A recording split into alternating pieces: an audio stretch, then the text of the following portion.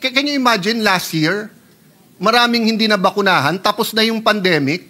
Nung pandemic nga, gumawa ng paraan eh, na kahit na naka-lockdown, nagkakagulo yung mga health, yung mga experts natin kung paanong ituloy yung bakuna. Pero last year, nandyan lahat ng pera, lahat ng bakuna nandyan, hindi nila ma-deliver. Panay excuses eh.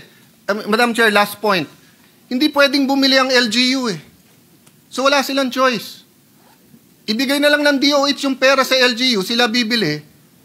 Maraming vaccine nung yung routine sa mga bata, hindi pwede. So, Mr. Chair, sorry, Senator Tulfo, alam mo naman, respeto ko sa iyo at never ako nag-i-interrupt. Pero okay. Yung ganong klaseng sagot ng DOH, huwag tayo magbuluhan dito.